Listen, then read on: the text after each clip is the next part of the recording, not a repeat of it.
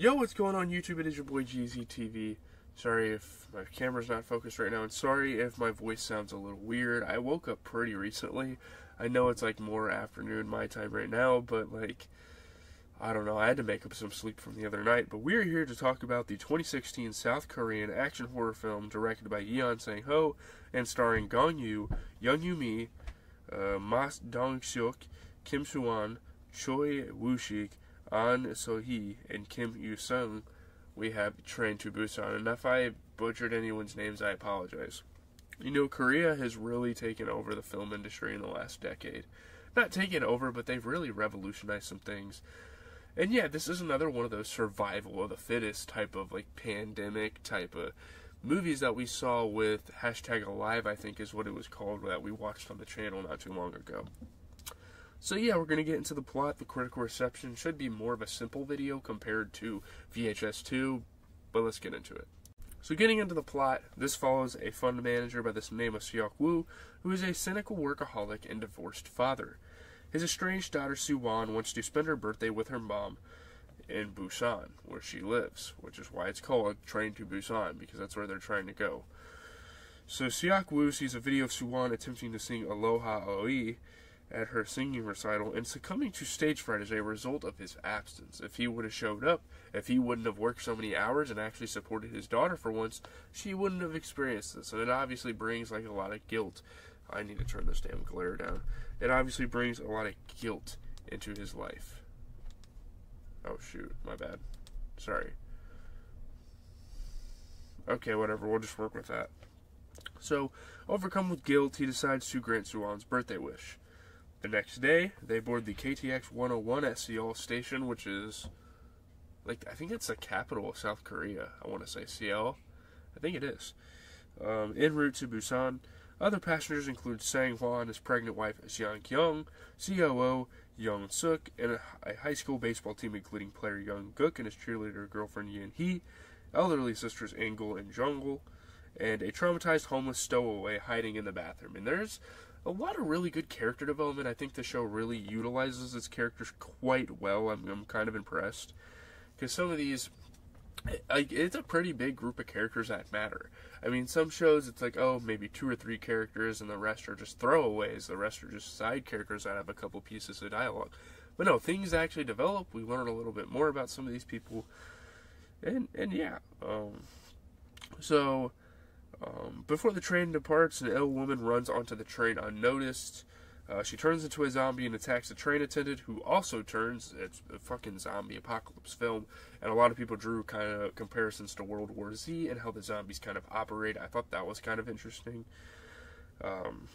The infection spreads rapidly throughout the train, and the survivors are trying to like run to the front to the conductor and all this stuff, and it's obviously super chaotic. This is a pretty intense film.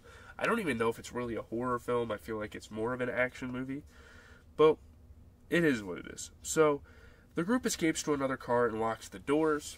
Internet reports and phone calls make it known that an epidemic is spreading southward across the country, and it just keeps getting worse and worse.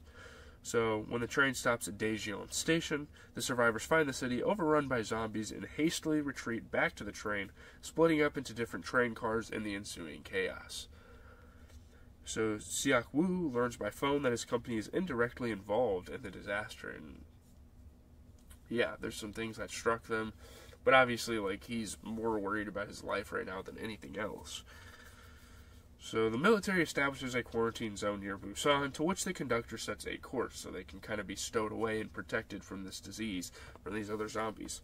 My fucking head hurts. We'll get through the video though, I'll be fine. So Seok Woo, Sang-hwa, and Young Guk, who have become separated from their loved ones, fight their way to where Soo-won and Seong Kyung are hiding with Ingul and the homeless man. So yeah, they kind of split for a while, and it's interesting because obviously the other characters can kind of bond with each other, even if they aren't like they're the loved ones or immediate family, all that stuff. So, you know, once they're regrouped, they struggle through the zombie horde to the front train car where the rest of the passengers are sheltered.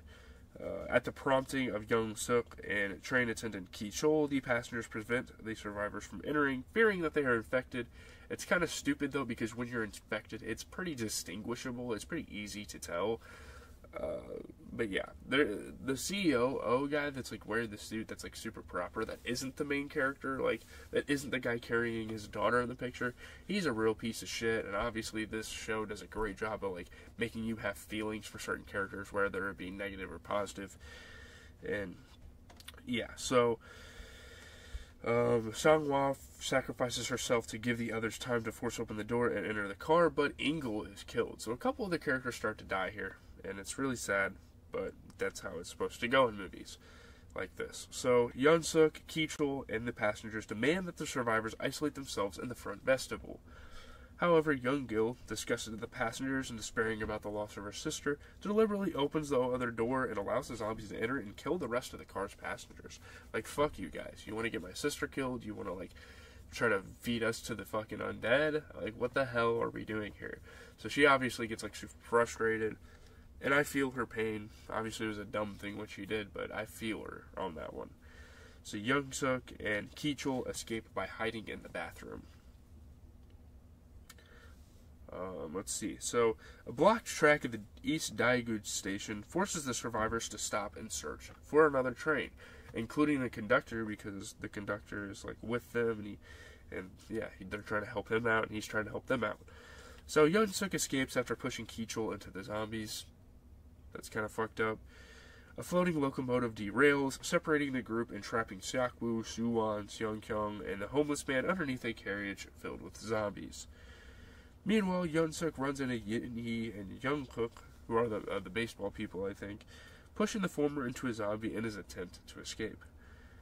Heartbroken, Young-gook stays with Yin-hee until she turns and kills him. So, yeah. It's really confusing. I'm not going to lie, this movie did start to kind of get boring after a while, but not because it's not like a good movie. It's because I've seen this concept kind of executed a couple of times, so it's kind of like, it's not as great to me this time around. So the conductor starts a locomotive on another track, but is also thrown to the zombies while trying to save an injured Yeon-suk. Seok-woo finds a way out from under the carriage, but the escape route is shortly afterward blocked by falling debris. So the homeless man sacrifices himself to buy time for Seok-woo to clear the debris, and he, Soo-won, and Seong-kyung manage to escape into the new locomotive. So yeah, shout out to the homeless man. That man had a really good heart. He was a super likable character. I really like how they included him in the story. So, after fighting off zombies hanging onto the locomotive, they encounter Yeon-suk, who is on the verge of turning into a zombie and is begging for help. This is, again, the guy with, like, the suit that's, like, the COO that's, like, on the phone throughout the film. Seok-woo manages to throw him off, but is bitten, unfortunately.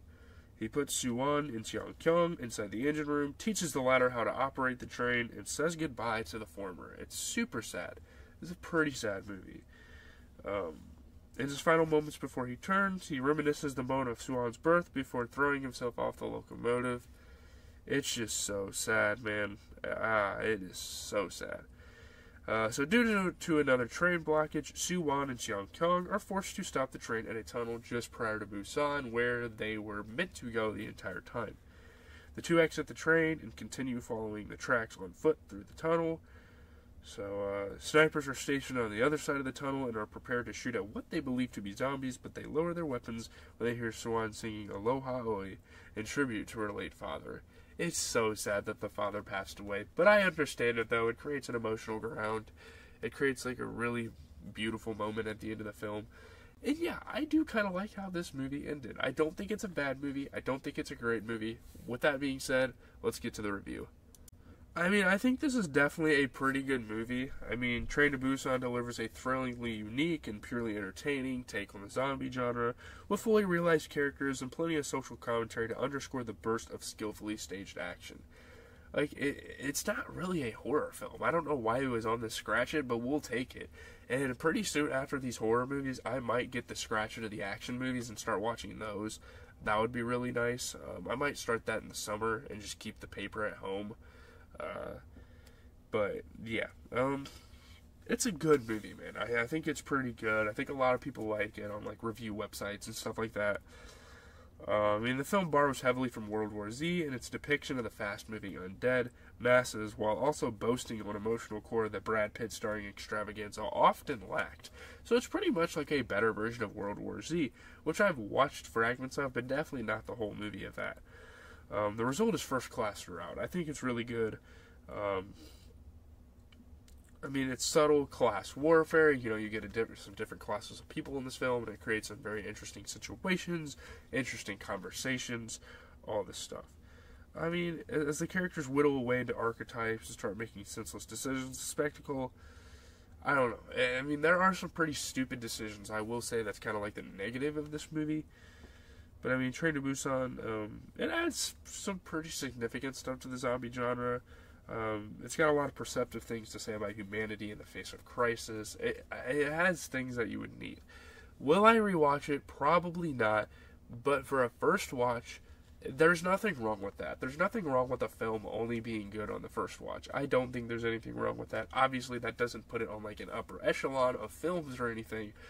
But it's not like I'm going to be leaving this movie like, wow, this was garbage. Then again, I'm not going to put it on any sort of pedestal, because it's like other movies I've seen that are probably better than this movie. So, yeah, I don't know. I mean, it's got a decent amount of brains. It has a decent amount of heart. But yeah, I mean, Edgar Wright was the director of Shaun of the Dead, and he said it was one of his favorites, so that says a lot. I mean, it's a really good zombie movie. I mean, for 2016, you know, The Walking Dead was still kind of dominating at the time, and for that being its competition, I think it was pretty decent. But yeah, let me know your thoughts in the comments. Leave a like, comment, subscribe. I will get all these clips together, post them for you guys, and post a video for you guys, and you guys can have a discussion. South Korean epidemic movies, we've watched a couple of those recently, and it's a really interesting genre. So, apocalyptic movies, whatever you want to call them. I'll see you guys for the recap tonight.